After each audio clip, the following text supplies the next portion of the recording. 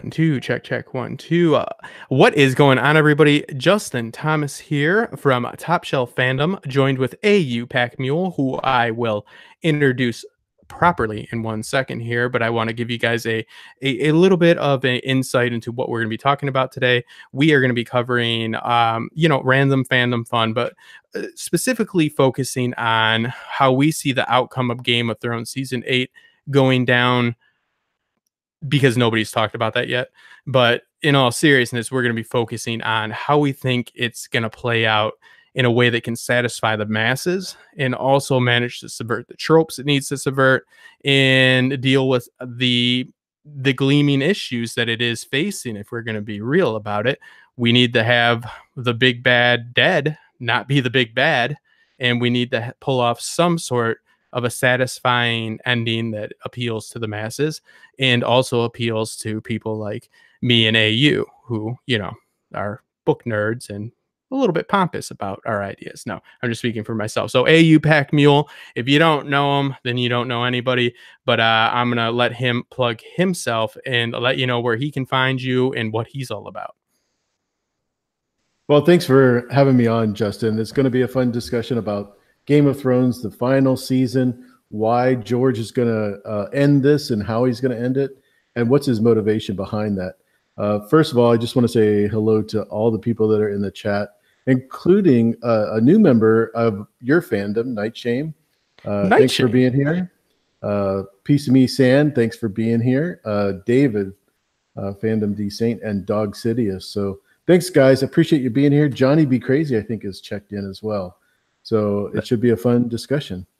Yeah, it's going to be great. We are going to be looking at how the television series is going to be ending, because we don't know if we're going to get the books or not. That's a story for another day. And yeah, welcome, Night Shame. Night Shame will be joining me some point next week for a Top Shelf Fandom video cast, and we will be discussing the gaming culture, because he is a YouTube gamer. We'll be discussing the difference between Twitch and YouTube, and just pretty much the process in which he approaches how he creates content, because I personally have been working on a video for just simple Game of Thrones video games, meaning Game of Thrones games for fans, like warband mods where they have a Song of Ice and Fire and a Clash of Keen mods that are playable for pretty much anybody with a computer. And just if you enjoy the show and looking for a game to play for cheap, and you don't have to have some super computer to play. So I've been recording video of me playing video games and trying to do commentary. Yeah, it's not as easy as you think. It's actually quite difficult to do well. So yeah, I definitely am interested to see how they do it on the other side. So AU, where do you want to start? Do you want to start off with how we think the Night King invasion is going to go down, meaning we're probably going to split this into two halves for this stream? We'll talk about the battle with the dead and then the battle with whoever is left after the dead, probably Cersei. Well, let's start by saying spoilers for everything we've seen or read up to this point, not including obviously Fire and Blood that'll be out later, but everything that we've read so far up to this point gives us a indication that this is going to be a good versus evil, and then who's going to be the gray characters. So let's get that out of the way. The other thing I wanted to say hello to Milt from the Westerosi Ninja, and Terry T also joined us. So thanks for being here. John Haymaker, I haven't seen you in 100 years. Hello, buddy. Thanks for being here as well. So the thing that you have to remember is that George obviously is a pacifist based on his involvement in, or non-involvement, I should say, in the Vietnam War back when he was eligible to be in the armed services.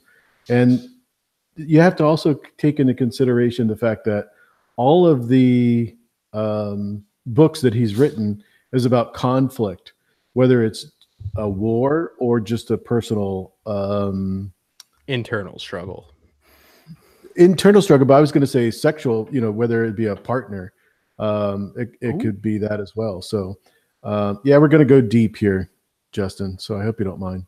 You just heard AU Packmule say sexual and deep, really in close proximity. No, yeah. Why'd I try to jump in and fill in your words for you? Just All right, just wanted to. keep me in line. Keep me in line. Nope. Yeah, Nope. absolutely. Yeah, how are we gonna handle this story that is supposed to subvert all these fantasy tropes when we're dealing with, in my opinion, a evil force that is pretty much portrayed as is almost more evil than orcs. They are literally the dead. They have said last season that there's those that breathe and those that don't, and it's that simple. I mean, they have like drawn the line in the sand that we thought they were trying to erase. So how do we think that they're going to go about doing this in a nuanced way that is still satisfactory for the wide base? Because we have to remember, it's not just us super fans. It's all the people that we have convinced over the last 7 years to watch this show that's going to be enjoying it. So AU and me talked last night, and AU has some interesting theories on this. I have some interesting theories on it. So let's start off with the opening scene that we know is happening for season 8, and that is going to be the introduction of Wintertown. We are going to see John and Danny arriving in Wintertown. I think that I spoke about this other day with Robert on the stream. I think it's pretty clear cut why we would be given that visual. We need to see the people of Wintertown, which, if anybody doesn't know, that is where the peasants in the north that live around Winterfell go when winter comes. As you know, winter is coming. So they are most likely going to show us a good family having good family fun, and then the Night King and the Ice Dragon and everything else is going to hit the fan, and we're probably going to see a significant, in my opinion, loss of life right off the bat, and the battle's going to probably kick off really quick. So what me and AU, and this, I'm going to pass this over to you in a moment, we're talking about last night, is how much destruction can the Night King and the Army of the Dead do and still maintain that level of empathy that they're kind of depending on, meaning we can't have just good versus evil. Where does a line get drawn here for that? You have any opinions on if we're going to be able to see a straight out war, a conventional war with the actual Army of the Dead, and still maintain and kind of just grasp onto some sort of empathy for the dead? Or do you think it's just going to go in a completely different direction in that manner? No, I definitely think we're going to see huge battles this year, probably more so than others combined, because we've had the battle at the wall, we've had the wagon train with the dragon last year in 7.4, the battle at the wall with the Night's Watch in 4.9 and 4.10. So we've had quite a few, but I think this one's going to be the biggest of all because it'll have the Night's King full army complete after slaughtering all of the castles in the north that have been left over between Winterfell and the Wall. So yeah, I think it's going to be much better. Yeah, and I'm going to kind of play devil's advocate here and say, we have seen in quite a few occasions, and they have really stressed these moments, the Night King show and also other White Walkers show that they are not dead set on absolute destruction. For example, Sam is spared, and there's many theories on why he's spared, but let's not get into those for the sake of time. But the fact is, Sam is not killed. We have many occasions where the Night King points at Kit Harington, sorry Jon Snow, and definitely could have thrown his that guy would have been an Olympic champion in the javelin. So he also, I was thinking after our discussion last night, and I want to know what you guys think about this in the chat. Let's think about, we all are wondering why it took so long for them to get there. Did they get lost? Were they just taking their time? What is their agenda? I think a lot of this obviously has to do with the vicinity of Bran. The one steady, the one constant we have in this narrative is that they have been moving according to where Bran moves, almost to a T. So we have to think maybe they waited to get that dragon, because if you look at how they took down the wall, that probably took a lot less loss of life than if they would have attacked it with all the whites, because they just blew through it and everybody, in the cutscene was able to get out. So maybe what I'm proposing, playing devil's advocate, is they're not dead set on ultimate destruction, because look, they probably could have ran through the North 2 seasons ago. So what are they waiting for? And why have they shown restraint when killing? Because if it was just the army of the dead versus the living, then anything living should get killed. I mean, maybe he felt bad for Sam because he's like, hey, he hasn't even got with Gilly yet. Let's give him a few years. But you know what I mean? And much props to that guy. It's like, oh, man, imagine that. You're Sam. And even that nasty white, he's like, that Walker was ugly as hell. He's like, that poor guy hasn't got laid yet. He's like, I'll let him live. Maybe that wildling girl will get there. But do you think that there's any type of substance to what I'm saying? And feel free to be honest, but just not too honest. But I think there's some, there's examples of them blatantly not wiping out a large portion. Other than Hardhome, we really have not seen them strike in force. Yeah, I agree. The very first episode, we saw, 3 in the show and 6 in the books. Walkers or others attack in the prologue, and so it is very limited. The one thing that I do want to say is that in regards to Bran was sent to the North, so I'm not sure whether there is a connection with that or not, because obviously from episode 1 until the current episode is 7 years. But to make any progress at all, it shouldn't have taken them 7 years to make that trek. Yeah, I mean, Amanda logically, too. Just wanted to say hi. Oh, Amanda. Oh, I was supposed to contact her to be our moderator. That's how good of a mod you are, Amanda. And that's why I didn't do it, because I said I won't insult her with notice. I know she'll know to be there. She's a professional. So she doesn't need reminding. No, that would be insulting to her. I'm not gonna mansplain how to get here. So anyways, yeah, I mean, you have to pick your poisons. Are they just totally inept and they can't literally find their way past the huge wall? Or is there a little bit of method to their madness? And we have every reason to believe that they are definitely tracking Bran, and Bran is very important to them. Obviously, the Children of the Forest were with Bran, and they were dead set on, a vendetta with them. It's a battle that can still be entertaining, and this is just my opinion, for everybody, because we're going to want to see a good old, slugfest. But also, it can't be a situation where they just defeat the White Walkers and that's the victory for them, because George's message is that you do not solve your problems through violence. Yes, violence is usually a heavy part, and as you also said, sex is also a heavy part, which is true. But no, violence does always play a role. There's always conflict in story, but a lot of time in George's stories, even his short stories, it's the conflict is literally, physical combat. It's war. So, but George's stories don't end by a swordsman slaying, the other, it's not Achilles versus Hector situation. So he's going to subvert that somehow. And I know it's Dan and Dave now, and they're definitely on their own. But when he gave them the cliff notes, they have to be conscious of not having the White Walkers come off as just straight evil. And what I'm a little afraid of, and I've talked about this before, and I want to know what you guys think in the chat, and I want to know what you think, AU. Do you think the empathy that we are supposed to feel for the White Walkers all is being hedged on how we saw their creation? Because they definitely were the victim. I mean, he's tied up. I'm pretty sure he's shaking his head no, not like, yeah, go ahead and shove the obsidian into my heart. We see how they're created. They are created as a weapon of mass destruction.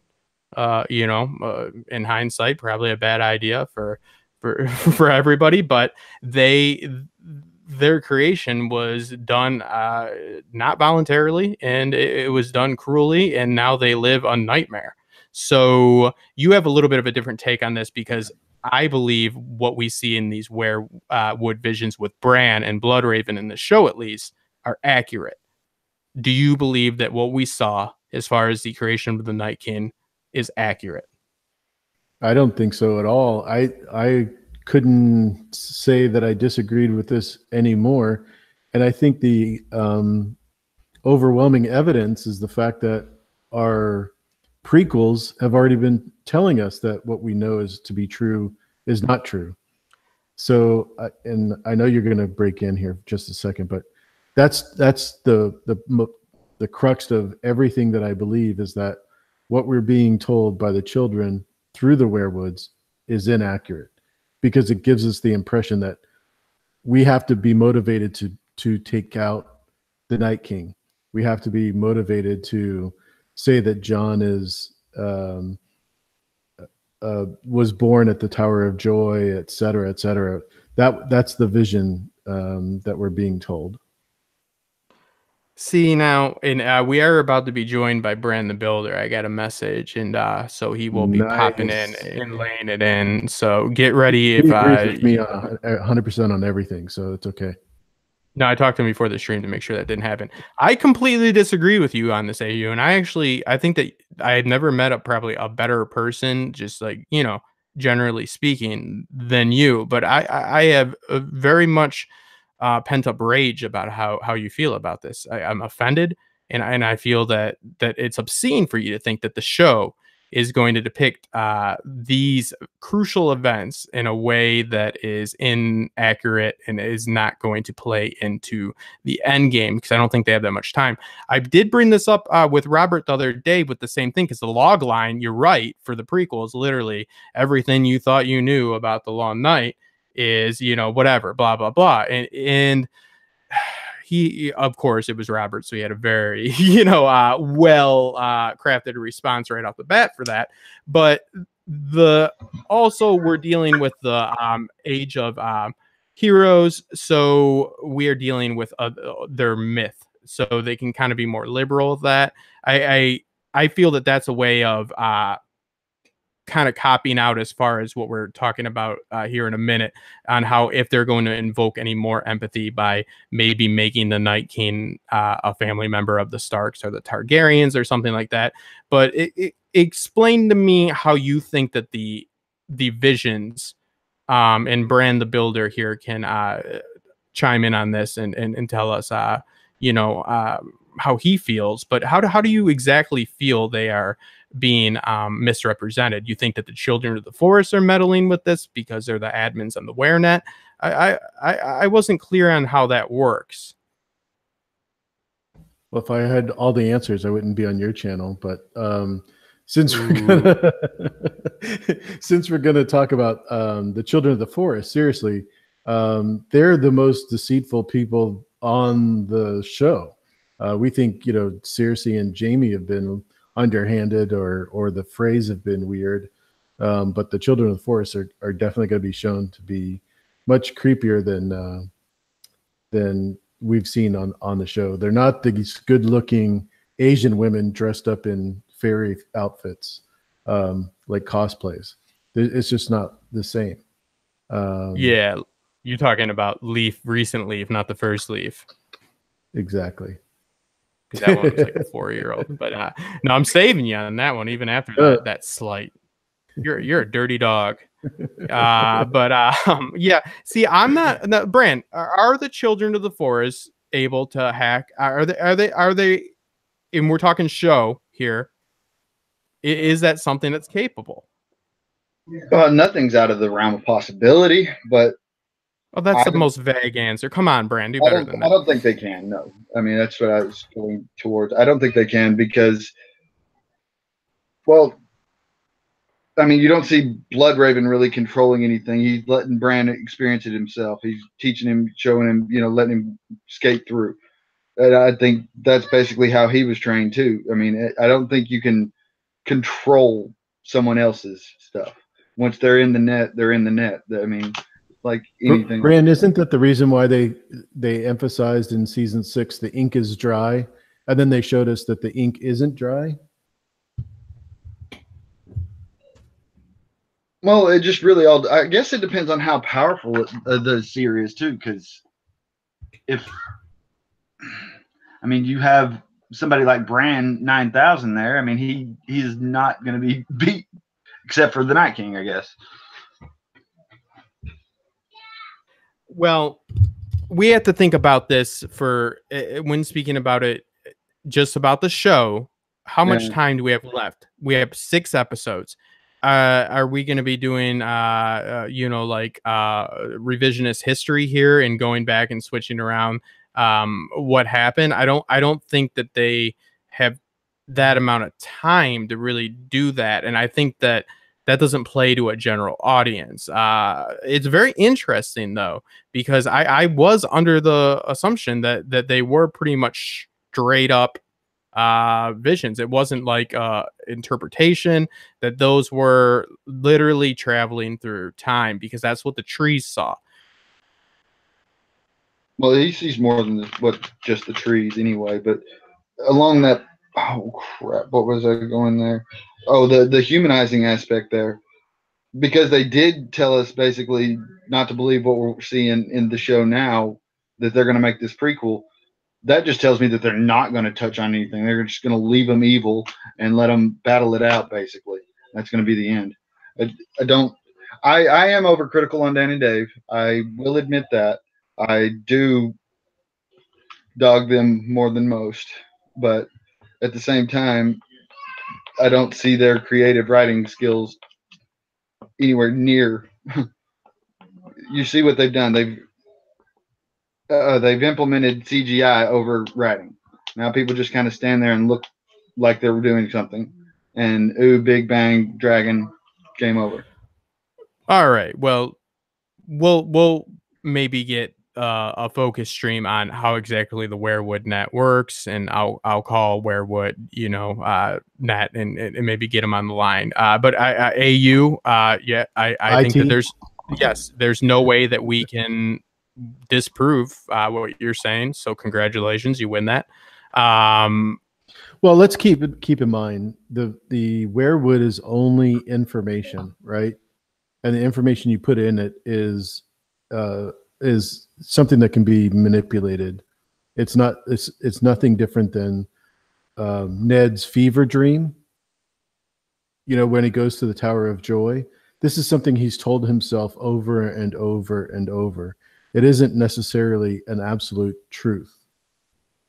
Yeah, see, I looked at it different. Ned's fever dream is a fever dream, meaning it's way out of whack. I looked at the Werewoods as gathering information. I guess if it is a consciousness within itself, which I guess it is, then yes, things can be manipulated even without effort to do so. It can happen on its own. So we will have to table that one.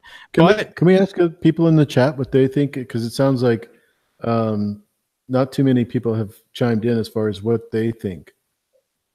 They have chimed in on us wanting BBM wants us to say Cersei. So Cersei, I hope that worked. Yeah, Bran, can you say that for him so he can get his Cersei kicks? Yeah, he's gonna do dirty things with that audio. Goes alone. Let's see. Let's look at the comments here. We've got Jamie Lannister gonna have to choke a bitch. Good point, John Haymaker, and I believe he will, because he says I can kill you without my right hand, the Qyburn. A lot of foreshadowing for that. I might do a full video on that. Jamie Lannister choking bitches. So anyways, yeah, I think that it's just up in the air. I mean, so David, we're asking, do you think that the visions that we see through the Werewoods, whether it be through Bran or through Jamie's fever dream in the book, or his stump dream, if you will, is that something that is 100% accurate, or are you able to interpret that through common sense, I guess is the best way to put it? I think we get a good example with Melisandre seeing through the flames. She straight up tells us it's interpretation. She sees this, but she has to interpret it to relay it to Stannis or Jon or whoever.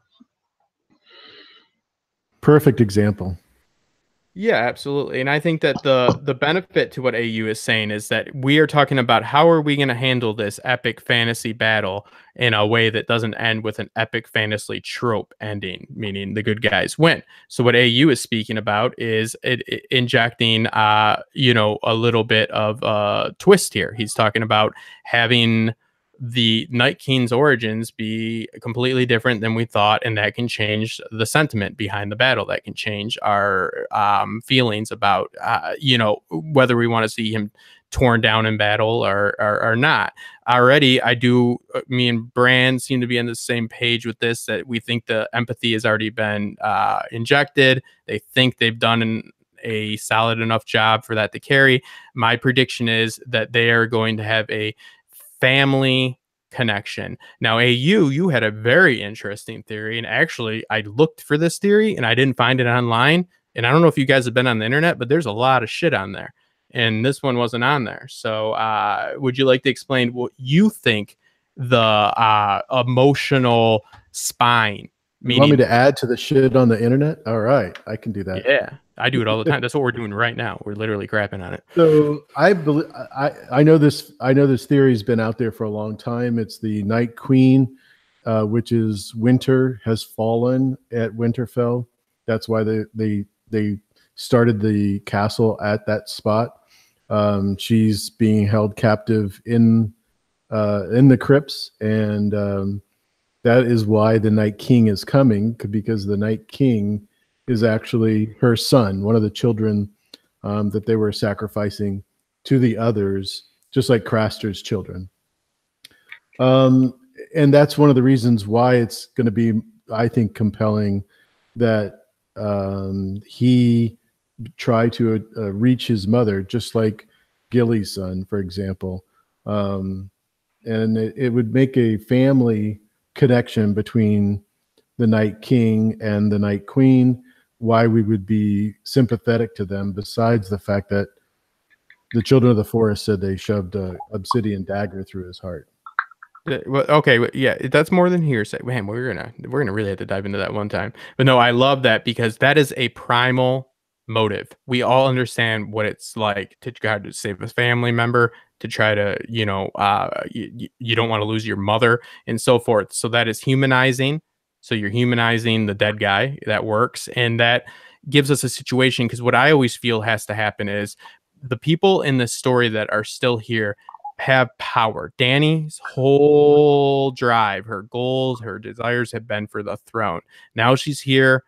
The situation is not as she thought. Obviously, she's not like, oh, I'll get there and there'll probably be an army of dead people. So obviously that was a curveball for her, but she's still at this point figuring, okay, I'll crush them, deal with that, you know, Cersei and King's Landing, and still take the throne. I feel that people are going to have to pass up not only power, but what they have desired for this whole arc. So I feel people have to have power within, you know, within their grasp, and they have to say no to it, because they need society to change, and realizing just reinstating another monarch is not going to be the best way. So I see this with the Night King, a possibility of the Night King actually winning the battle against, you know, the North and whoever ends up joining them, but possibly not finishing it, meaning winning the battle, but not just having complete destruction, because he's shown time and time again that doesn't seem to be the goal. I mean, if they needed to just kill Jon and everybody, then he would have done it already. So the reason why he decides not to do that has to have some logic to it. AU's theory right there gives logic to it. Unfortunately, me and Bran are sticking more to the, you know, and I love what AU's saying. I'm not downing that, but I'm saying what I would consider probably more likely to happen with how they have to handle this. Dan and Dave, I'm not trying to dog on them, but they're stuck in a tough spot. So I think we're just going to see that this is a Stark, most likely, possibly a Targaryen, nobody else. They're not going to be like, oh, this is, you know, House Glover. he's from House Glover or Serwyn. You know, nobody's going to give enough shit, casual fans, for that. So I see it being that this isn't just a man that was turned against his will, but this is a man with a family name that we all know. And now we feel a little bit of empathy for him. And he doesn't end up destroying the Stark name because he is also a Stark. So there's logic behind that too. It checks all the boxes. Is that really all that satisfying for me? No. But if I was in that writer's room and I needed to get to lunch or get out of there for the weekend, yeah, that's probably what I'd do. I'd be like, all right, so let's make him a Stark or Targaryen. Let's go with Stark. And he will end up winning, but he will not wipe out everybody. Speaking of Jon. And then he will return back north, and that will be that. And then they will deal with Cersei. I mean, it's an easy way out, and it sticks with the theme. Because, again, we can't just have the winner be the winner, if that makes any sense. Johnny, I just called you Johnny. Yeah, Bran, who also has a nickname Johnny. Do you have any thoughts on that? What I've just presented as a rock solid, probably for sure what's happening to a T. Spoiler alert. I mean, I like the idea behind it. I mean, the others actually win and then choose not to destroy everything. That does give them a humanizing factor there, and it does, you know, it'll surprise everybody. I mean, the only other thing I could even imagine really would be that Bloodraven has taken over the Night King or something like that, you know, and it's them fighting, or I don't know. I don't see it going any other way but this epic battle and killing off a bunch of people, big shock value, and that's about it. You know, you got to deal with there's a lot going on in these 6 episodes. You got the whole Golden Company with Cersei and all of them, and then you got the North, and yes, they're extended episodes, but you don't have a whole lot of time for detail. It's going to be rushed. It's going to be quick, and I don't think they have a whole lot of time for build up and, you know, surprises. And I could be wrong. Well, one of the points that I brought up with Justin last night was the timing. Speaking of that, when it came to Lyanna and Rhaegar being married and Jon being their son, Sam and Bran brought that up in like 2 seconds. You know, relatively speaking, it was no screen time at all. Yeah, we were talking about how quickly, even with that theory that he brought out, I'm like, I don't know if they have time, but realistically, let's think about what we do have time for. Now, everybody thinking they're going to get like 2-hour-long episodes. I mean, you might as well get yourself on some antidepressants way ahead of time. It takes a few months for those things to kick in. You got to get those now, because that is not what's going to happen. I will make the prediction, a bold prediction, of a 40-minute of excess time throughout all 6 episodes. Altogether, you'll probably average about like 7 to 14 minutes every single episode of extra time, no more. We see all these scenes that are being filmed. They're taking a long time to be filmed because there's a heavy VFX aspect to it. 55 days of filming does not mean a long scene. It means it's a very intricate set piece that they are going to have presented for us. This might not be the best narrative that we get this season, but this is going to be the shiniest, prettiest Game of Thrones you will ever. This is going to look beautiful. It's going to look like a masterpiece. It's probably going to beat anything that's ever been on film. They've already done that. It's going to look good, and we're going to get dragons and Ghost in the same scene. And that hair on that ghost is really hard to do, actually. That's actually the problem. The VFX, it is. I did about a 2-hour video on the VFX, and it didn't get released because it's a 2-hour video. It's called Fun Fur. That's all. Yeah. There's awesome video of Ghost when Jon, spoiler alert, before he gets resurrected, they use he's not completely layered, and Ghost is in his like probably second stage of they keep adding layers to his fur and texture, and you see him if you look at this scene where he's running outside of the Castle Black. It's like a blur. It looks like like security footage or like something, a face is blurred out.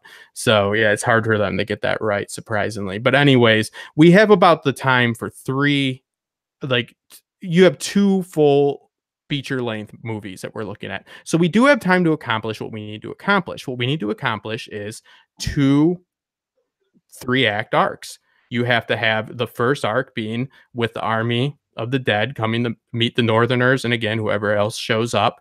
So they have to face the conflict. They have to overcome the odds, and they have to have that outcome. That's the end of that movie. So there is time for a twist in that.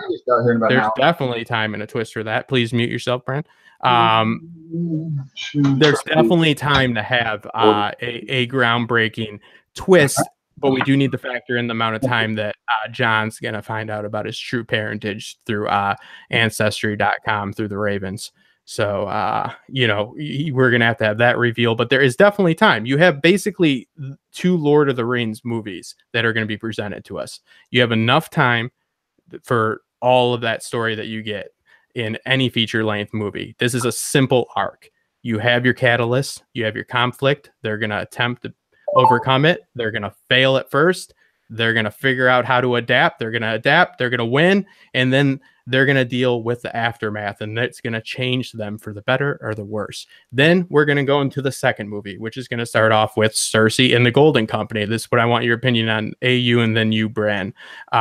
Make sure to mute yourself, Bran, if you can, please. I thought it was. Nope. And I believe that when we go into what I'll just call the second movie with Cersei, that the Golden Company is definitely going to stick by Cersei. I didn't feel this way at first, but it really doesn't make sense. We need Cersei to still be a formidable foe, and you know, I just don't see any reason why they wouldn't stick with her. For her to be abandoned by them, she's already been abandoned by Jaime, and she doesn't have much forces. It just doesn't make a lot of sense. AU, what's your feelings on that? Yeah, she's definitely. I'm sorry, David, to talk about your one true queen, but she's definitely got her work ahead of her, because she's going to be so indebted to the Iron Bank, and Jonathan Haymaker is going to be the one collecting, if you know what I mean. But dirty tonight, man. Yeah, but it's going to be tough, because she's got to have an alliance with the one person nobody would want to be in alliance with, Euron Greyjoy. And he is a cool dude. A fuckboy's protagonist. All the girls want to be his girlfriend, right? He shops at Hot Topic. Yep.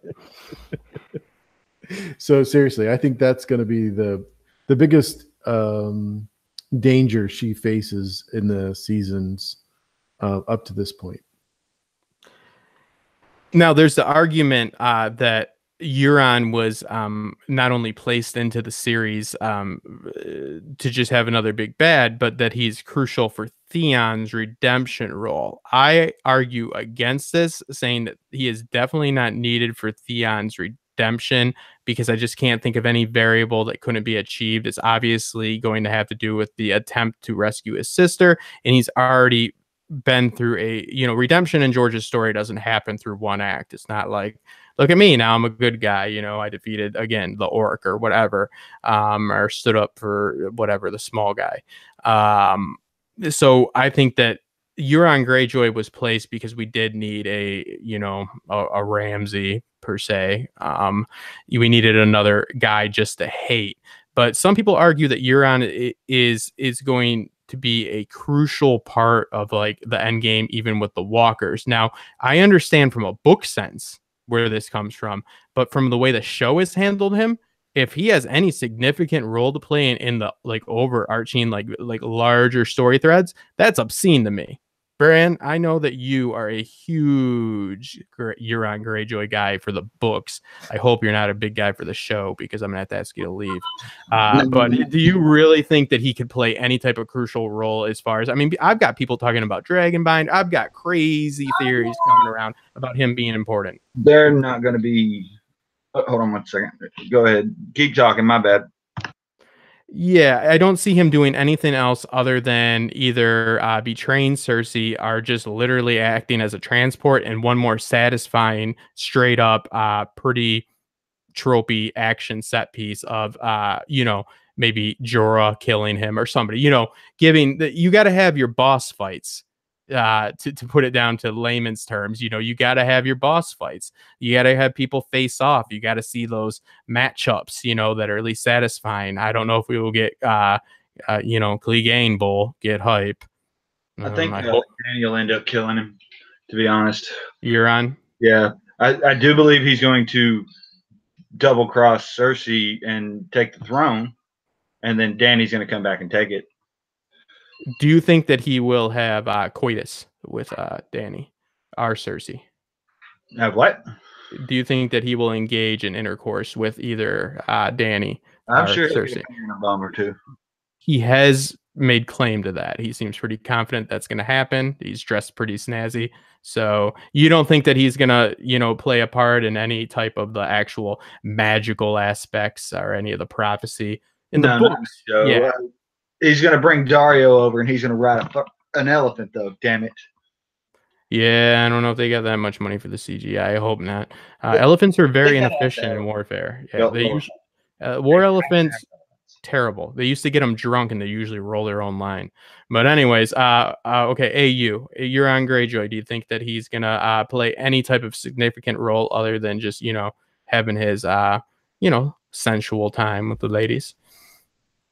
Yeah, he's definitely going to be teasing us the whole time in regards to making it with Cersei, and also keeping his sister or his niece, his niece under control. Theon doesn't have to rescue her or kill Euron. He could do that by helping Jon with his war. That's a no-brainer, especially now that everybody knows that he didn't kill Bran or Rickon, you know? Absolutely. Yeah. I don't see people really feel that he had to be injected into the story because of Theon's arc. And I just don't see that as being feasible. Theon's arc does not need him whatsoever. Theon literally could not have any achievements other than just living in some sort of peace, finding some sort of way to reconcile himself, you know, actually reconcile within himself, you know, with what he's done in all the traumatic events that have happened to him, his PTSD and his guilt. So, you know, we already see him on that arc with Jon talking to him about how he is just as much a Stark and all that. So yeah, he doesn't need to, I mean, it'd be cool if he killed Euron, but I actually would bet on that not happening.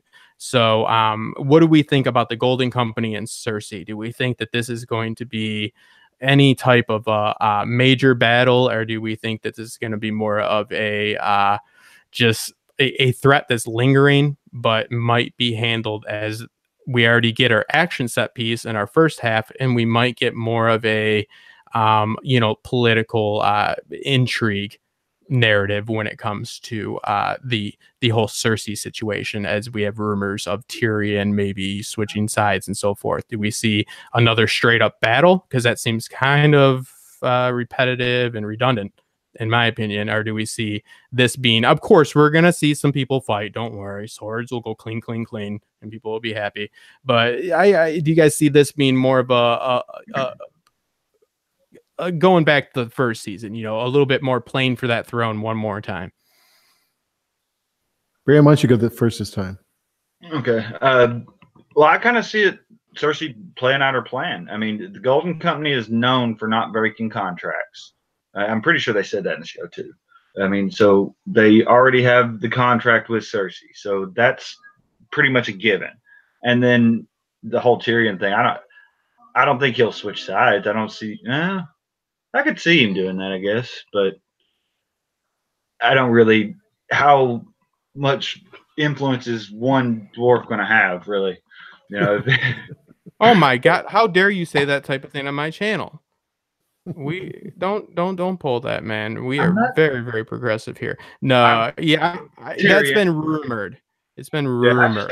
Yeah, I mean, I like the idea of him, you know, promising the throne to Cersei's child, and because he's under the impression Danny can't have kids, but I don't think he'll just flip sides. He hates Cersei.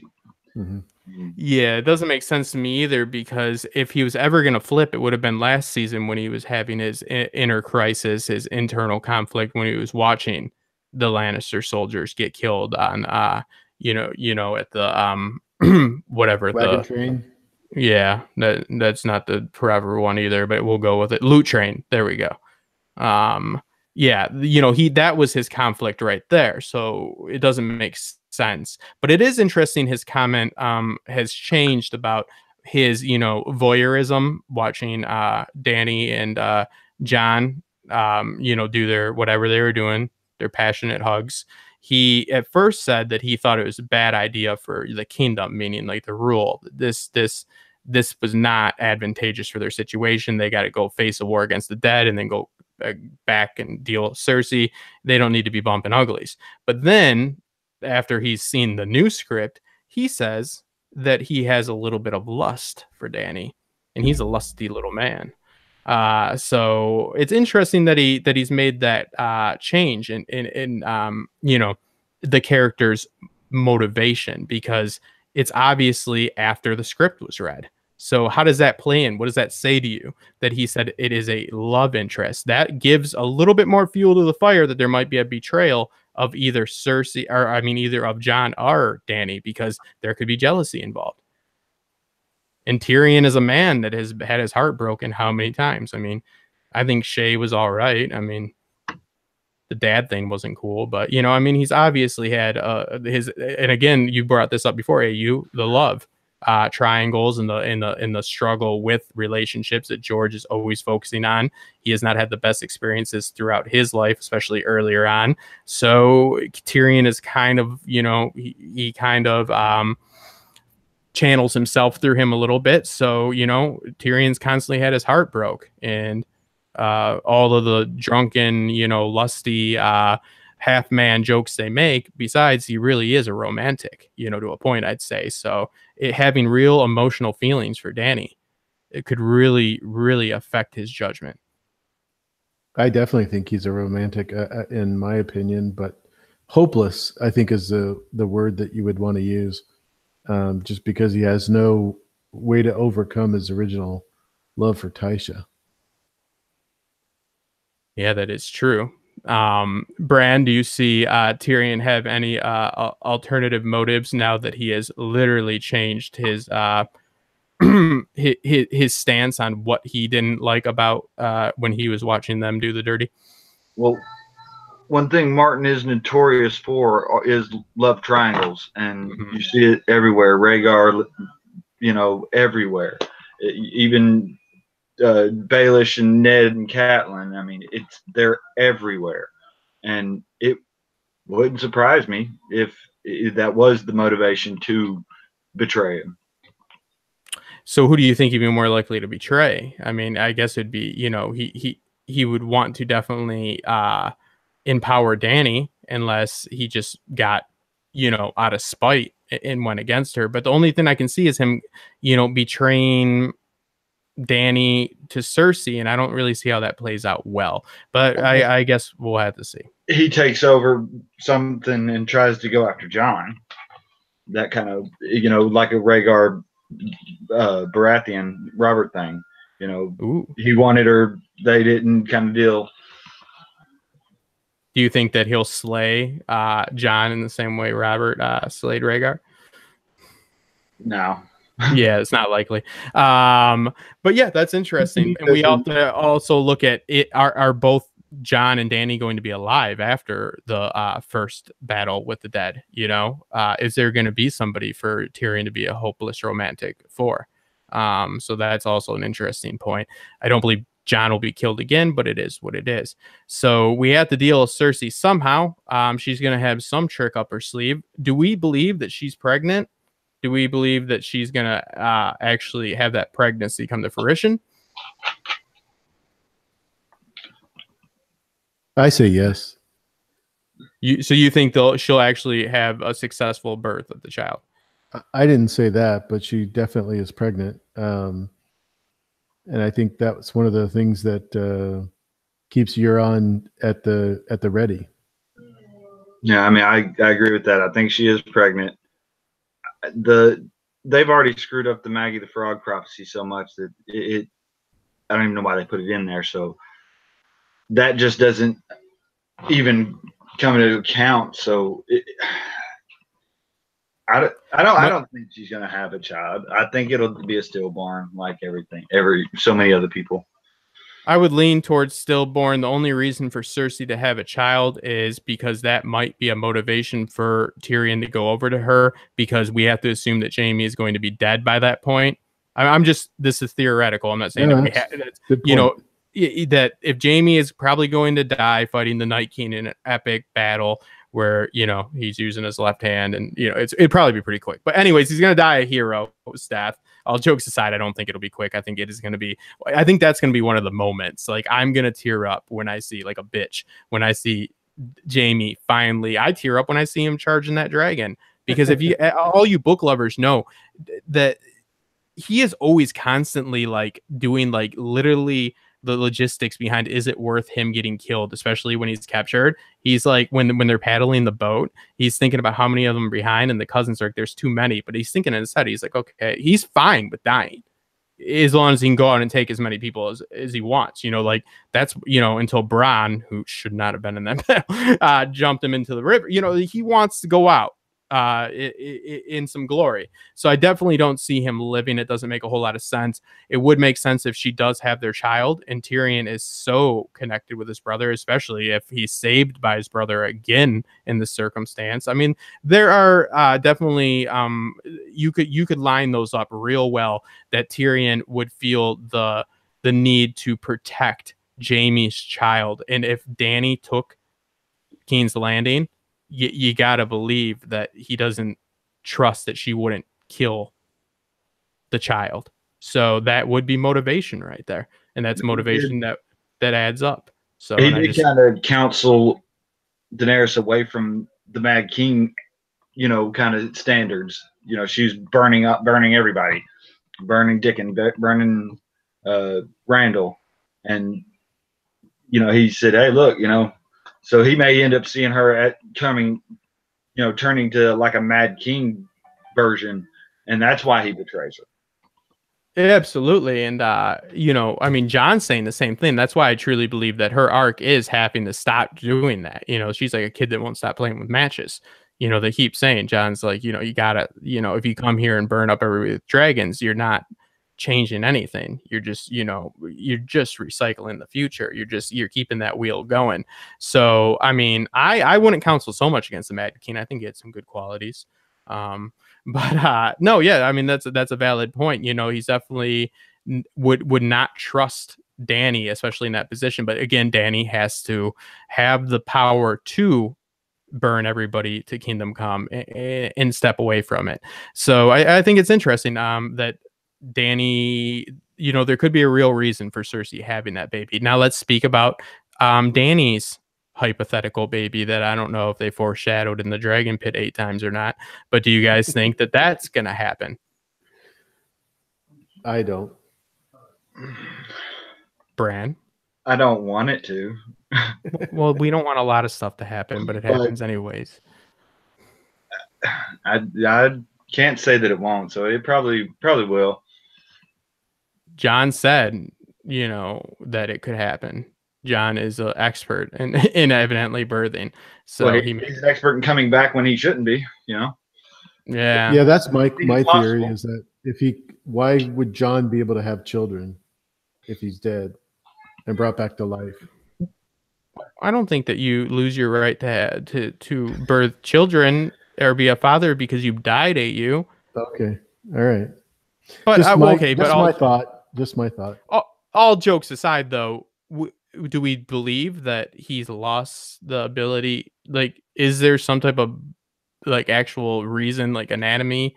Speaking about it, like the biology of it. Yes, blood doesn't flow. Does your swimmers not swim? The blood congeals in your hands. That's how cold hands is created, kind of deal. The whites all got his blood doesn't flow. It ain't working. How did he do the deed if his blood doesn't flow? Answer that. It's obsidian. He had his top secret in the cave up there, He didn't use his. Okay. Yeah, I just wanted to kiss you down there. It's like, all right, stop pushing that on all of us guys. Now we're all obligated. Yeah, okay. What do you guys think in the chat? Now, this is an actual serious question. I think that he's still I mean, and again, they have probably they have milk of the poppy. They might have some type of like whatever it's called. Yeah, I've never had to take it because, of my sexual prowess. But yeah, Viagra, as Bran knows so well, evidently. They might have milk of the of the penis. I don't have a clever word for it. So, yeah, I dropped the ball on that metaphor. But yeah. Dog says his metachlorians is off the chart. What does he say? Oh my gosh. His metachlorian count is off the charts. Oh, that's a good point. Did anybody measure those? Well, I don't think that they're going to get into that. I mean, why would they have brought up the baby so many times if they weren't going to do it? That's true. Not how you write. I think what is being said is that she can have children. And that's just what he's trying to encourage her. I don't think that that's necessarily foreshadowing. Yo, so you just think wrong, but that was an example of him just being like just a good guy. He's like, oh no, you got the hysterectomy, but you could still have babies. John Haymaker says he ate fermented crab.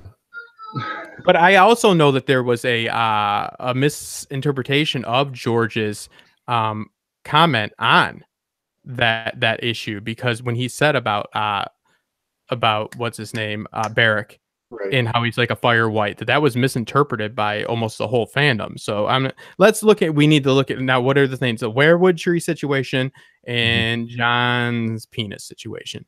So we'll figure it out. But you're right, the Night King is stealing babies, but also is he stealing babies or saving them? He didn't ask them to sacrifice those kids. He's like, they keep setting out babies, so yeah, I'm taking them. and Craster sitting there, he's like, I guess it's working. He hasn't killed me yet. But yeah, I don't know. So he never wanted kids, so I have kids. See, yep, Dog Sidious has got it. Anything that these people want, they can't have. Milk of the penis. Yes, I thought that. Yeah, want to know what? I'm sticking with that. That's a good. No. Yeah.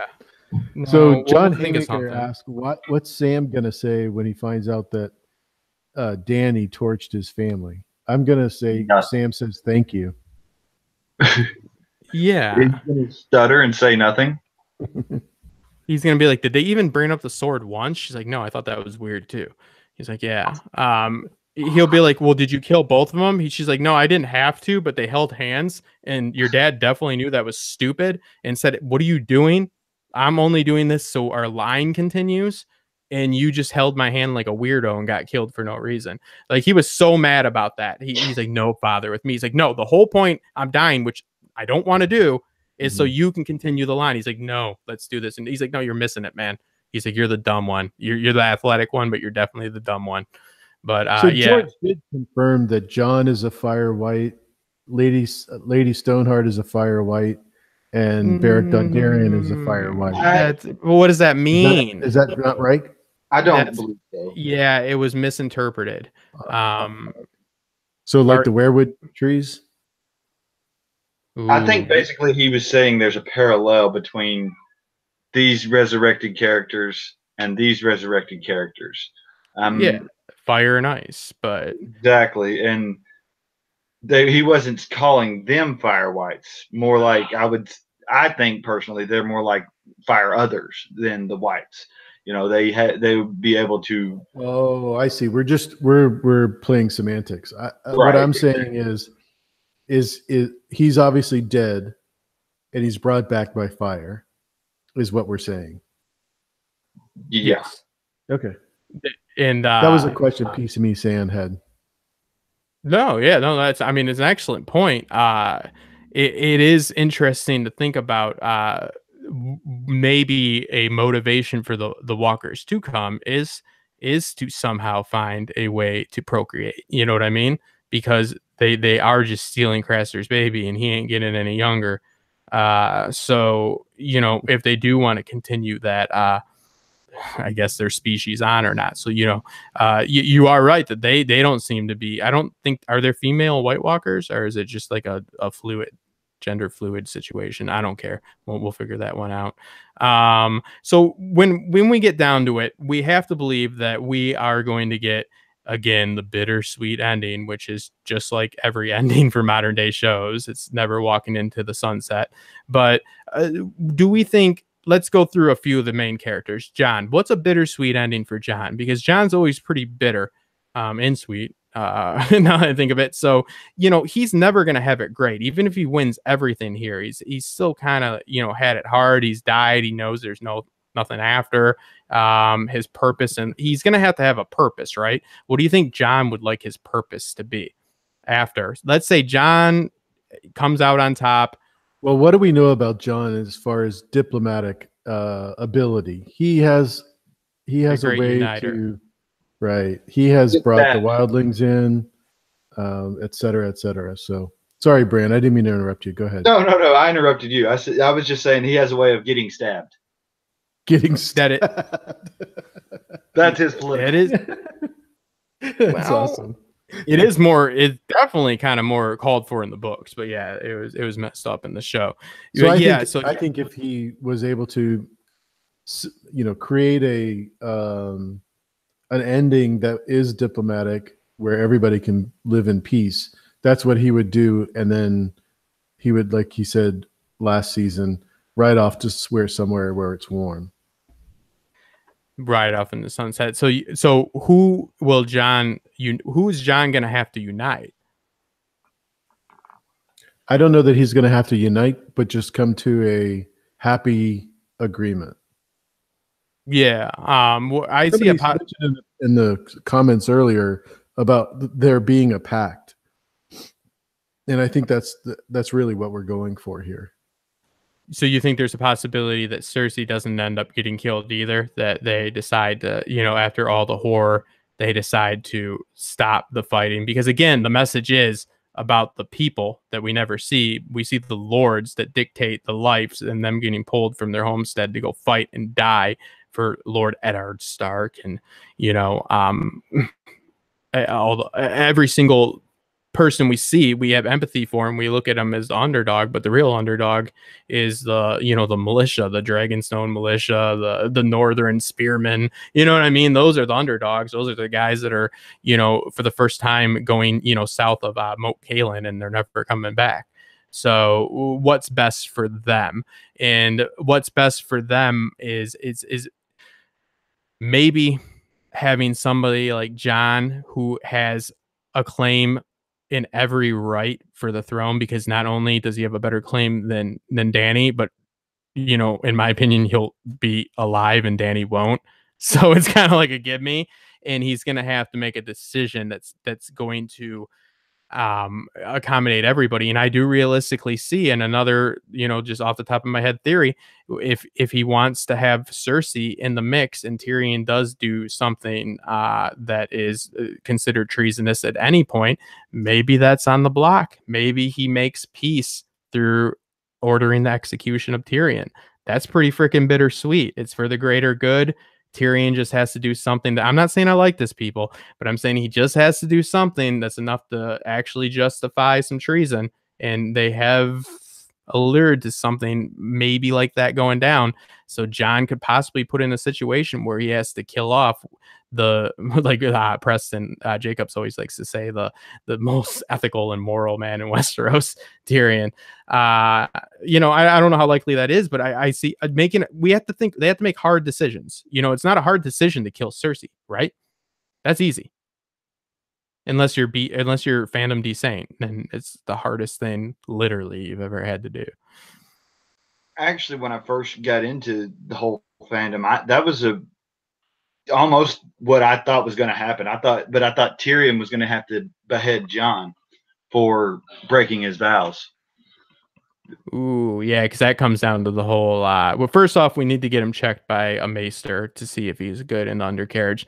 Then we need to find out if him dying, because that oath is vague, if that actually released him. I have an argument for that. Good. I want to talk about his penis more. Continue, sir. Not about his penis. Come on, man. I'm out What of kind it. of stream Go is ahead. No, who The dick in the right mind would believe that this guy died and then was brought back? I mean, how would you justify? The wildlings for a day, they worshipped him like a god and then refused to fight for him, like pretty much like the next day. I'm like, wow, that whole born again thing died out pretty quick. That was my argument for him leaving the Night's Watch. It made no sense. What Lord is going to believe that he died and was resurrected just by him saying that? What Night Watchman wouldn't use that excuse to get out of the Night's Watch? Oh, I died, got brought back. Well, when you're addressing the King of the North, who really gives a shit, right? I just don't. It makes no sense to me that who's going to believe that he actually died and then was brought back. Well, Beric is walking around and he's been resurrected 6 times. And I was talking about this other day. Logistically, if you're doing like Azor Ahai or the Prince that was promised, logistically, that's Beric. But I think that's just a point to show like how freaking random and how pointless it can be, the resurrection. Beric is clearly not the prince that was promised. They couldn't make it more clear, and he's still sticking around. He's like, I don't know why I'm around. John's like, I don't know why I'm around either. And it's never going. We're gonna have, in my opinion, a very, very a standard tropey disappointing ending, or a very, very ambiguous vague ending, because that's a lot of ways to deal with these things are going to be vague. George doesn't tend to answer questions. Look, at every single situation that we need a legitimate answer on, there's always this like little circle of doubt around it. You never get anything for sure when it comes to it. There's always that little piece of information. But then if you want to know who runs Goldtown, you can just trace that lineage back to 10,000 years ago or 8,000 years ago. But if you need to find out a little bit of information about, Ned's dad, like that family, or any important aspect, with Lyanna and Rhaegar or anything, there's always that little gap in the knowledge that you don't get. So that's what George likes to do. He likes to just put it out there, and it makes it fun for us theory crafters, because you can never be wrong, but you can never be right either. But we have to figure that they have to make a sacrifice. Killing Cersei, having Tyrion run the King's Landing as some sort of counselor, having the baby that might survive Dany's death, however that may be the heir, or be part of the new generation. That's pretty standard. What's the real sacrifice there? Killing Cersei is not going to, I mean, that literally, as soon as they order that, like 5 people are just going to unsheath their swords and stab her. I mean, they can't wait. I just don't see a lot of satisfaction in that. And I also don't see her dying in battle, and she might poison herself. So, we have to think of what is realistic for happening for all the people that don't have a real map of Westeros in their house, like us, or Bran, who's, made so many connections throughout every single, lore that we have for this, and drawn conclusions that trace back, generations. We have to think, what is satisfying? They want to see Jon Snow succeed. They want to see Dany do some badass stuff on a dragon. They want to see Cersei go down. So what's bittersweet about that? Well, Jon does succeed. Dany does die. A child is born. But the only way to maintain peace is by keeping Cersei alive. And that means getting rid of somebody they actually care about. Because because it's just another. You can't have a conclusive ending to this and avoid tropes. You just can't do it. There's no way. And there's a chance that they will drop the ball and they'll just be like, yeah, basic stuff. Like Jon literally is annoyed at Azor Ahai. Like they even just implement other like tropey shit. Like he pulls a sword from a stone and everything, stuff that doesn't even apply to a Song of Ice and Fire, and just go all out fantasy. Maybe even a few orcs are CGI'd into the Night King's army, and they just Justin, go you want to out. say hi to Heidi from Costume Co? Oh, she's here. Yeah, just popped in. You want to know what, Heidi? I want to say hi, and I also want to say, have you finished Peaky Blinders yet? Because you've been making that promise to me for a while. But no, if you guys have not checked out Costume Co, and we still have a mod in the chat, I would love for you guys to post her channel. She does some really good stuff, and she is one of those people that's actually an expert in what she covers and works in the field. So out of all the people on YouTube, she's like one out of like maybe, every 300 people. No, she Besides really you knows and her me? stuff. Yeah. Well, we all got our things. No, she's awesome. And I want to know in the chat what you guys think. How do you guys think that they're really going to pull off a satisfying ending as well as adhering to this?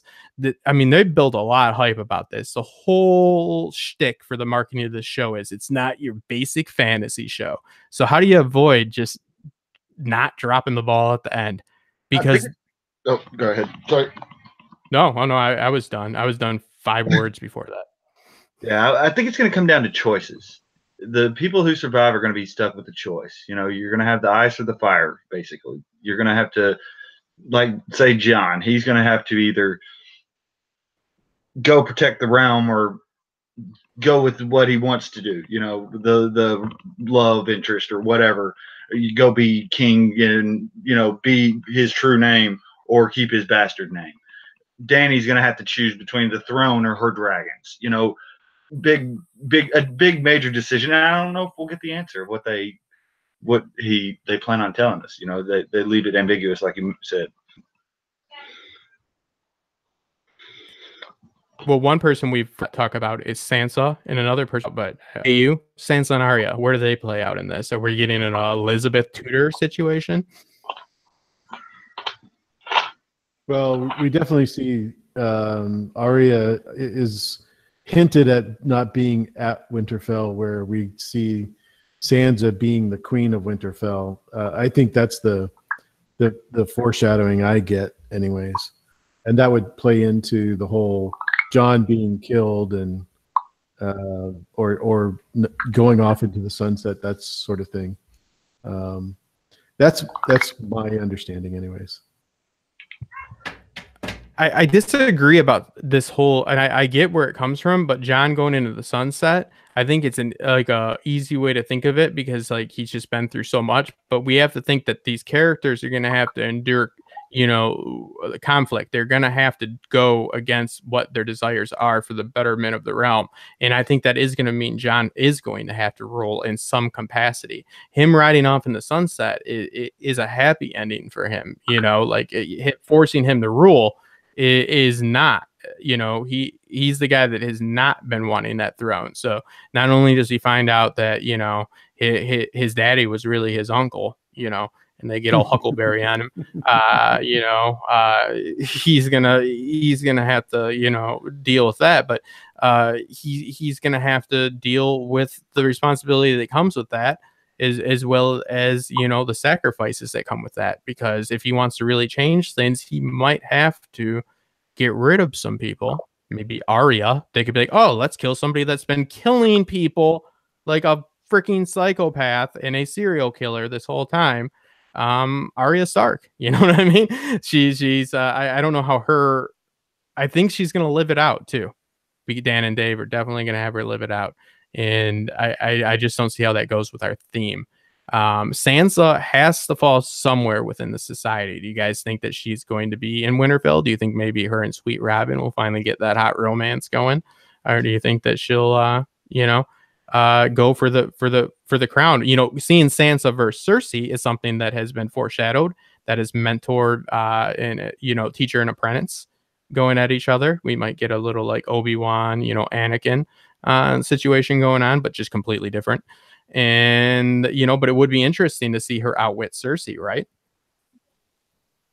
You let's hear what Bran has to say, because I think he's got something. I do think there will be a Sansa Cersei thing, conflict of some kind. So, and I do believe Sansa's going to win it out. Basically, I think she's going to be. I think her and Gendry are going to sit the throne together. Really? They're going to get that Stark Baratheon marriage that we were promised at the very beginning of the very first book or very first episode. That we're all still yearning for. Well, yeah, that's interesting. I think that Sansa is, again, it's what did they desire and what is going to be the outcome. She wanted to be the princess. So it makes sense for me for her, since she's especially not had. I'm just gonna say it. It might be controversial. I don't think her weddings have gone that well. Um, I'm just saying, guys, and that's just my opinion. I'm sorry. Don't beat me. I'm serious. Don't beat me up in the comments about this one. I just truly don't see it from my point of view that Sansa's marriages have gone so well. And also, if I was Tyrion, I'd be like, wife, where have you been? But yeah, so there's a lot of, I mean, yeah, if you want to get legal about it with John's Night Watch stuff, then there's a whole lot of issues. You know, we'll spend, this will be like night court for the last half, you know. But no, it is an interesting concept. I mean, there's the whole, there is foreshadowing for Gendry and Arya. He, you know, when she's like, I don't want you to leave, and he's, you know, and he tells her that she wouldn't be, you know, she'd be his lady, and she doesn't say. I would be very happy to see Arya and Gendry together, but not at Winterfell. They would be Storm's End. Exactly. Yeah, and I hate Arya, and I've talked so much. I don't hate her. I love Macy Williams. I think she's going to be the most successful, especially out of the younger cast. She's going to have the best career. But Arya's character has, you know, went to just a straight up embodiment of everything that George doesn't want in the books. But it is what it is, because again, he doesn't have any of the new books, so there's no more comparison. But I admit that I would be giddy about a wedding and them having Storm's End. It doesn't make sense for them to be at Winterfell. It makes sense for Sansa to be at Winterfell. It makes sense for Jon to have to mope around like he does so well in King's Landing, maybe. You know, and it's tough to say who is going to, I mean, because if we get rid of Cersei, we got Tyrion to carry it on, or Cersei. So I mean, do we believe that there's going to be a one of the actual great houses, a person from each great house left by the end of this? I mean, the Tyrells are technically not gone, but I guess they are gone for the sake of the story they went with. The cousins, since she mentioned, evidently don't exist anymore. And also, I guess the Martells and all of Dorne, which was just Water Gardens, I guess that's gone as well, right? Do we have the dynastic, you know, aspect by the end of this series? You know, I mean, they're going to have to figure out how to rule the 7 kingdoms, but who represents about 3 of these kingdoms? Who's left? Who's left to run Dorne? Who's left to? You got River Run, Edmure, the Starks. Yes. Tyrells are gone. Martells are gone. Lannisters will be left. Is there the High Gardens would take over the Reach, right? The Aarons. Yeah, the Vale's fine. The Vale's always going to be fine. Yeah, Gardeners. No, is there any Gardeners left? No, they were wiped out at the Redgrass Field. Yep. So yeah, that would be the High Towers. Gerald, right? Have they even introduced any High Towers in the show? They've introduced the High Tower. They've shown it, not the family though. Gerald they exist. The one that they have actually named, and he died with Rhaegar. So yeah, but there's other ones in case they need them. Yeah, that'll be interesting. Are we for sure seeing the end of all the Sand Snakes died yet? I hope so. They're all good. They died horribly too. That was so nice. But yeah, I don't know. I mean, we're gonna have to. How do we see the merging of kingdoms without representation for each kingdom? So that's another thing that we get over. Maybe we'll just brush it over. In my opinion, we could see about 10 minutes of text on screen just saying what happened.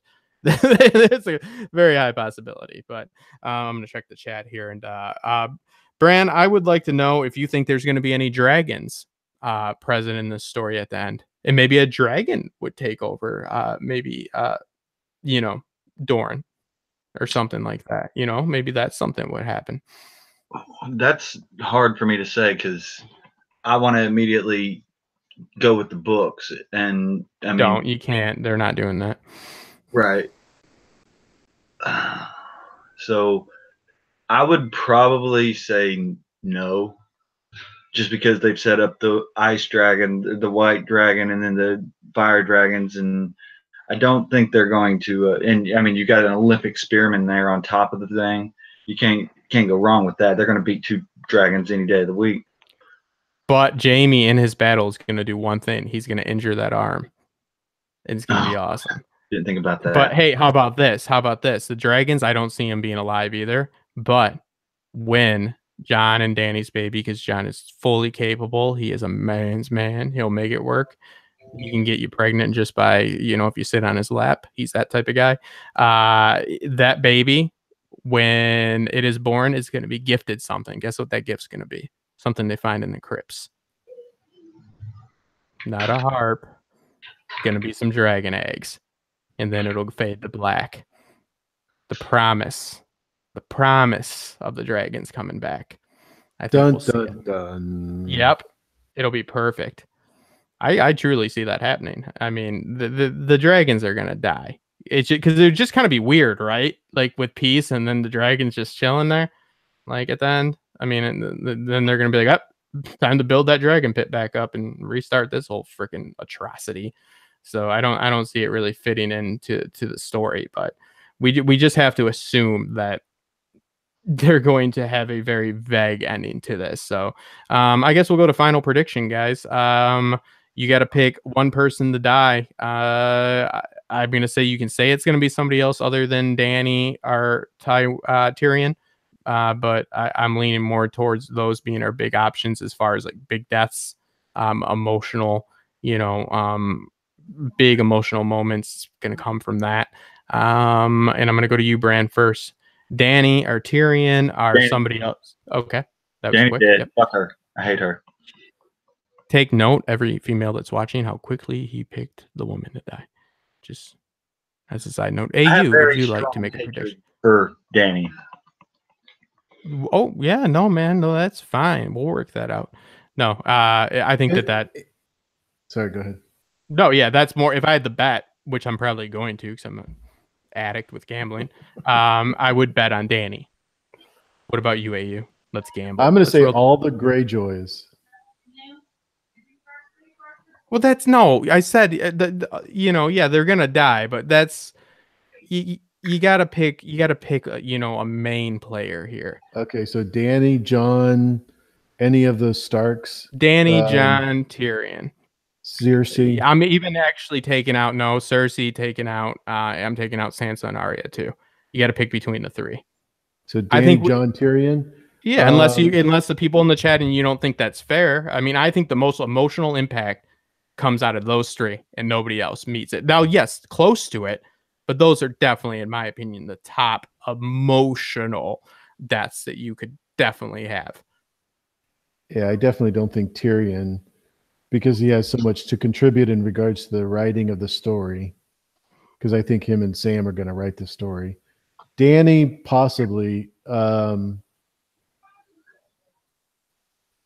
Yeah, I'll go with Danny, but I don't have any real particular evidence of that. Well, yeah, we don't. And if you did, that'd be awesome, though. We should scary, wouldn't it? No, absolutely. What do you guys think? Let's put it out there. Dark Sidious, how dare you say Euron Greyjoy is going to die? Did you see him come down on that bridge off his boat and just... I mean, it was hard to see because it was pitch black. But, yeah, and he was just slaying people. He's a badass, bro. Wasn't Euron. That's Victorian with jokes. Yeah. Well, you got to remember that all your book stuff doesn't matter here, Bran. It just doesn't matter. They've thrown it in the garbage and they've defecated on it. But yes, that is yes, him. Let's see. Oh, see, Dog Sidious is agreeing with what I said, and I really love when people agree with what I say. I just gotta say, maybe I'm different, but I find that to be enjoyable. Thank you, Dog Sidious. So who do we think, guys? John, Danny, or Tyrion? Tyrion living in John, Arya, Fandom D Saint. Are you saying John, Arya, and Danny are all gonna die? John will live, I think, because that basically he's been trying to die since he's been resurrected. He's been trying to kill himself, and he just isn't. So he's gonna keep not dying. What would you think if he died and then the closing song was "Oops, I Did It Again" by Britney Spears? I would applaud. Yeah, I'd be like, I'd be like, bold. I want to what? I'd be like, bold move. And then you see Dan and Dave give an interview about it. We really wanted to inject Britney into the series. We really feel like her body of work really fits with our overall theme. I would love that. And they would say it with such poise and confidence. Let's see. What do I have against dragons? Fandom Descent. Well, my family was attacked by dragons when I was a young boy, but I don't know. Maybe I just don't hate terrible monsters that are capable of engulfing me in flames. But you like Cersei, so I can see how you like that type of thing. Let's see. Tyrion living, Jon dying because Lord of Light brought him back just to defeat the Night King, and that's it. You want to know? I mean, there is some sense to that. I mean, if Beric sits on the throne, I hope Beric gets killed 7 more times this season alone, and we just raise it to a crazy amount of resurrections. And then he fails when he rules. He just does a shit job. Can he be resurrected with Thoros of Mirgon? Oh yeah, they did. Yep. Well, I've got a good one for you guys. Are we seeing Melisandre and Varys going out in a similar fashion that's connected? Are we seeing them going out at all? How's the magic aspect of this going to play? This is kind of your wheelhouse, Bran. What does this mean? She told Varys that, they both got to come back there and die. Why is that? Is it just because they have the best burial service? Or they already bought a plot in Westeros? Is that the reasoning? I would assume she was involved in the whole cutting and thing, the guy in the box or whatever. I would assume that was their initial interaction that's going to come back out later. And that's how why they're both going to die there, basically. And so she was there for the cutting of him? Something like that, yeah. Ooh, I like that. I never thought of that. I'm going to do a theory on that. Everybody disregard what he just said, and that's not my idea. No, I like that, though. AU, any thoughts on that? They obviously have some sort of connection. One is magic, and one is fearful of magic. I was just saying, and they both evidently have to die. Great combination. To talk about, mainly because they're both in that last season together. With that scene, I thought it was epic. Her being at his cutting is even weirder. Mute. Brand mute. I can do it. Nope, sorry.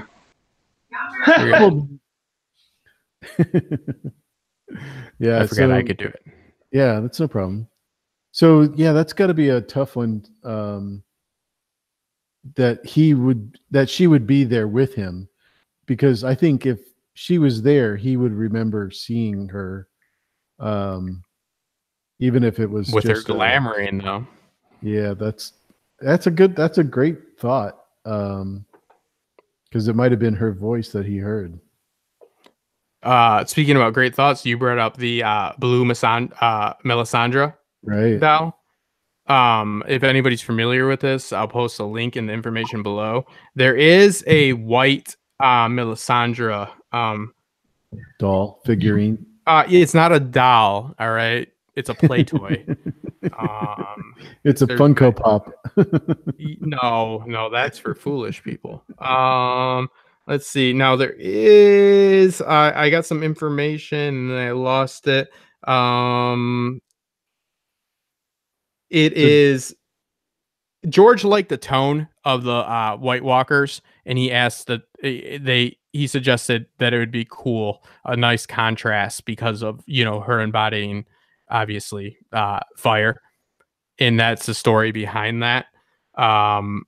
So it is. I mean, George. I mean, he's not like Lisa Joy and Nolan where they troll so much, but I don't know. I don't. He loves figurines or play toys just as much as the next guys. If you've ever seen his house, it's full of them. So I believe that not to be of any I believe it to be very interesting and something we need to consider, but I wouldn't say that I just don't feel he would spoil the story through that. That's Marvel and DC Comics, they spoil what's going to happen in their movies through their toys because they're shameless capitalists. But I don't see, I think George realistically was like, yo, just make her blue. Because I want that toy. Any thoughts on that? Book thoughts. No, Yeah, yeah, go you ahead, can have both please. thoughts. Yeah, go ahead. We're rolling down. Well, I just wanted to constrain you to the show for the moment because I think it's basically showing that there's a parallel going on there between Melisandre and the Night's Queen. I mean, if you dissect what the Night's Queen is said to do, it's exactly what Melisandre's doing. If you dissect this Night's King, it's exactly what Stannis is doing. There's going to be a Light's Queen and a Light's King. Mark my words. in her timing of death, and she's been staying alive for so long, but it seems like her demise is certain now, and it just seems like she just knows it has to happen, so she has to serve some reason in this. So is she? Go ahead. My another one of my cockeyed theories is she's going to be the Lightbringer. She is the only literal Lightbringer we have. She's producing shadows, which are products of light. She doesn't eat, drink, sleep. She's a corpse queen. She's literally a Lightbringer, and she's literally a Light's Queen right now. So it's hard to deny that the parallels there. I mean, we're expecting a long night. We look at the long night from history, and everything that's playing out is already played out once before, and it's just history repeating itself. I agree to a point, but you know how George does he does this a lot. He puts a very like obvious, not so obvious probably isn't the right word, but he puts a perfect connection out there for you, and then there's always behind that a little more nuanced one. So I do feel like Melisandre is a little bit too perfect for it. I'm not saying, but I feel like we maybe have to look for a little bit of the more nuance. It's Stannis is the one that's off. Stannis won't be the Light King. Yeah. Well, oh yeah, he's our okay. I get. So he was our red herring. Mm-hmm. Okay. Yep. I man, did I just forget about Stannis? I'm gonna have to give myself some lashes tonight. Oh my gosh. Yeah. I've got the entire thing mapped up. One of these days I'll write it up. Do it. I mean, nobody else is writing the books. Somebody needs to do it. AU, any final thoughts on, I'm going to say it, I don't like to be one of those just giddy YouTubers that's just excited, but I'm excited for it. And I've got my expectations kind of, I've got them lowered a little bit, but I'm going to have fun with it. And I'm excited because we got other properties coming. And I think that, all of my negativity aside about Dan and Dave, it doesn't strike me as too much of a problem with the time period they've set now that I've really thought about what they need to actually achieve. This is, like I said, just essentially 2 feature-length movies worth of story arcs. We no longer have all these interthreading, storylines of these characters that could have, like George said himself, their own books and own shows. This has come together now. Now we are facing just a conflict that needs to be overcome. And then you need to have your resolution and then deal with the sequel, which will be Cersei and Euron Greyjoy. Sponsored by Hot Topic, and probably and Axe, body spray. If you want to smell like a middle school locker room, use Axe body spray. Yeah, so yeah, I imagine he smells like Axe a lot. Choose 5 gum. Middle school locker smells like, but it's nice. It's very nice. It's very nice. It's disgusting. So yeah, I'm not as worried about it, and I'm also excited because we're getting Vikings, and they just announced that Peaky Blinders is writing a script for a movie, and I've always thought that Peaky Blinders would make a perfect movie because all of their seasons are 6 episodes, and they have a continuing overarching storyline of the Shelbys moving up in society, but it's essentially always just a very basic plot, but it's my favorite show on TV, but a very basic premise. It's immediately a conflict arises, and they need to overcome it by performing like literally a specific heist or some sort of a murder, assassination. And by the time of the last episode, it all happens and it all gets wrapped up. That's a movie for you. That's your 2.5-hour feature film right there. And I think it would be perfect, especially with Cillian Murphy and Stephen Knight is writing it. So, and it's very, anybody that hasn't watched Peaky Blinders, it angers me. Like, I literally get angry because I'm like, what are you doing? Like I just don't understand. You need to watch it. It's the best show that is maybe on TV. I mean, Game of Thrones has a lot more stuff we can talk about as far as the lore, and we can get a lot more content out of it. But Peaky Blinders is so goddamn satisfying to watch. So I always love it. So we got 2 more seasons and maybe a movie on the way. So I'm excited about that. AU, I want to take this to formally congratulate you on hitting, how many are you at right now? Broke 1,000. Yeah, I'm over 1,000. You're over 1,000. So congratulations on that. You deserve so many more. And what's really just ironic about it, and something I'm very grateful for, is that the reason that so many other people are also over 1,000, and some of these people that we're speaking about are now at like 40,000, 50,000, are because of you. And that's, I've actually disagreed with you quite a bit during the stream, so I'm not looking to kiss your ass, but you do deserve it right now. Well, you truly help people, and you don't make a big statement about helping people. You have helped me form collaborations, and you're always there for me when I call you in a manic depression and need to talk out some clink I got going on with my video or whatever it may be. You're a good person, and you help people, because that's just kind of the person you are. I don't understand it personally. I'm always trying to lower the other people to rise myself. But that's my, with you know what I mean? Just said. That's just, who's to say what's better? You know what I mean? Who's to say? It's all no. Congratulations, and I truly think that you're gonna grow from there. We need to do a stream on your channel, and get you, because you've been on everybody else's lately. So I feel like you. I think that'll happen. Numbers are just numbers, and but the part of it, one at a time. If I'd rather have a relationship, with the people that are in the chat, have a conversation, be civil to each other, and just there's so many great people out there that the ones that you don't have to be nice to, just move on and go from there. So, but get them in the end. Just look at this chat. I mean, there's so many great people that are here talking to us, having a great time. Yeah, I'm sorry I haven't made a video in a long time, David. You keep pushing me to do that, and I will do that. Hey, you've been amazing in the fandom, helping everybody. You outshine everybody. In all honesty, you are integral to the whole fandom. Thank you. You help out everyone, and I appreciate the friendship.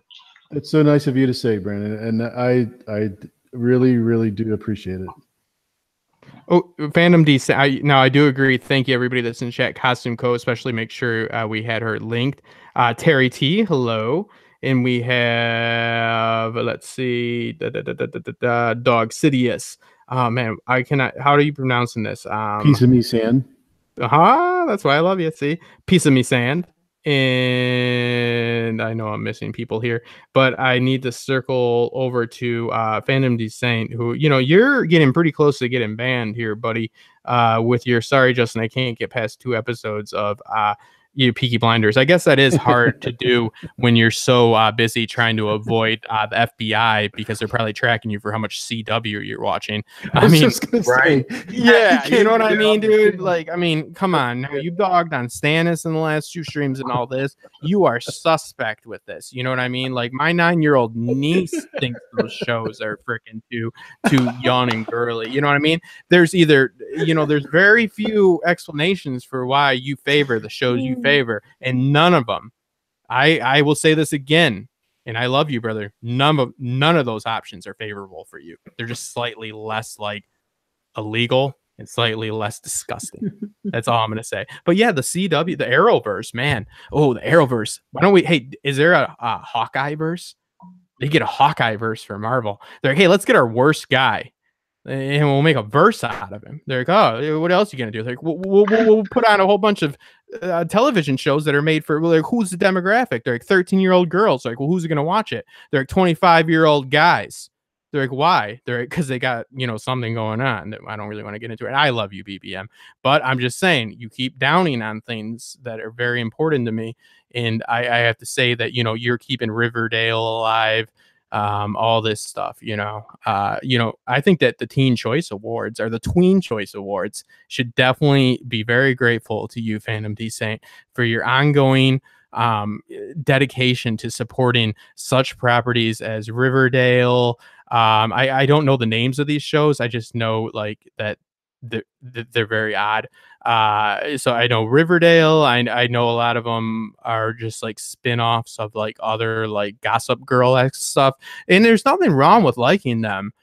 Oh no, I mean, for like a 13-year-old girl, there is something wrong for liking them for somebody, of that's in adulthood. I love you, brother. I do. And you cover a multitude and a vast variety of shows that does kind of saturate it and make you probably fall under the FBI's radar. So I hope that you stay free for as long as you can, my friend. Fandom D Saint is a good guy no matter what. We love David. I don't trust anybody who hasn't seen the Goonies. Yeah, well, the Goonies is like, I mean, that's understandable. You know what I mean? It's just like, only because it's how have you not seen the Goonies? I have. I don't like it. I'm not talking about you. What? Well, I don't like it. Yeah, Sabrina. But I'll tell you what, Axel, a lot of people are watching Sabrina. So like now, like it's easy to single out one person. That's the type of guy I am. But once multiple people like it, I have to watch it because I don't want to, get gained up on. I prey on like, I single people out. I'm a weak person. That's all. Yeah, a lot of because I asked Axel that too. I'm like, well, who is that for? And I guess it's appealing. I mean, to other audiences. I like the actress.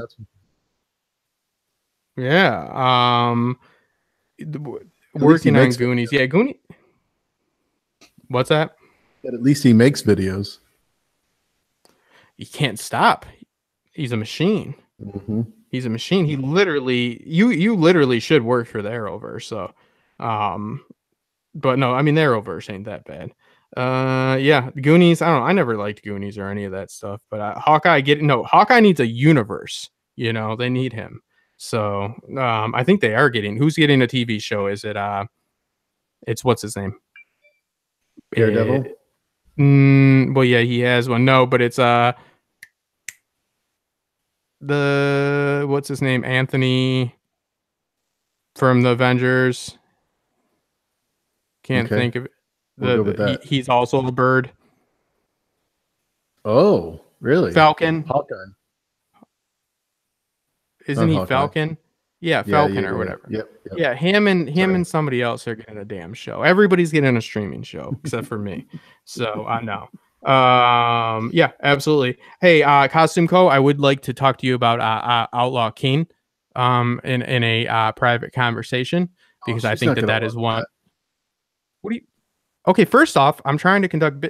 Helping small channels. Now you're not helping, are you? You're shutting it down. Yeah, but she's an expert. Yeah. This show, I think they fell short on the costume. What, dude? You're completely off on that. This is the most historic. Yeah, they're wearing gambesons. That's like puffy sweaters. That's not like things that are actually like aesthetically pleasing to see. They're wearing Frey hats. No.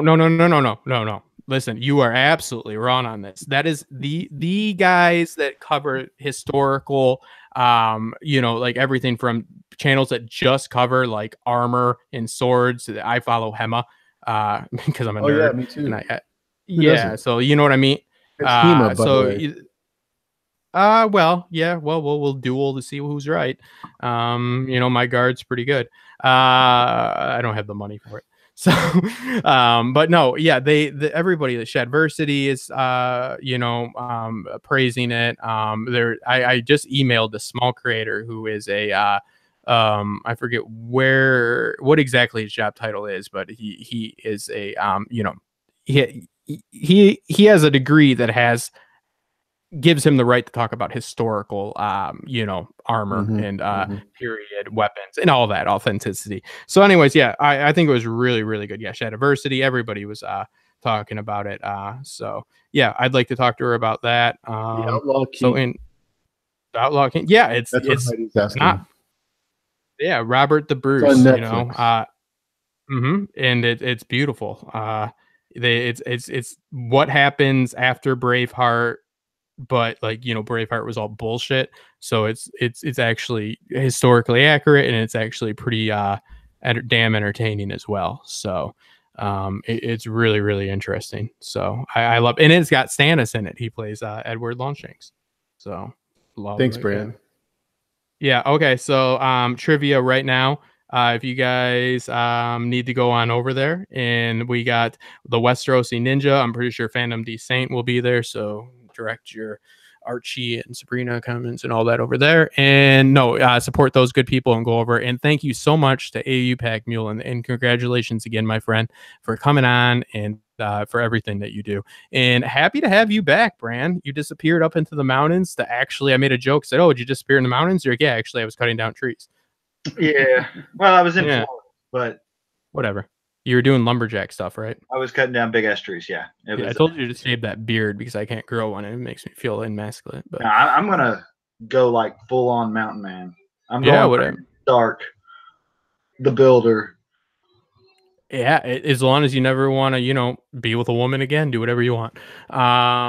No, I can't do the beard. It's all Joe dirty. So yeah, thank you so much. I can't wait for your beautiful insight. Get ready for some really in-depth, deep dive videos now that Brand the Builder is back on the scene. So yeah, thank you guys again. Make sure to subscribe to all of our channels, and make sure to subscribe to Fandom D Saint, Westerosi Ninja, the Costume Co, and everybody that's in there. Thank you guys so much. It is a fandom family. We appreciate you for sticking it out with us when we have our discourse. Thank you guys, and we will be seeing you next week for the video cast. Talk to you later.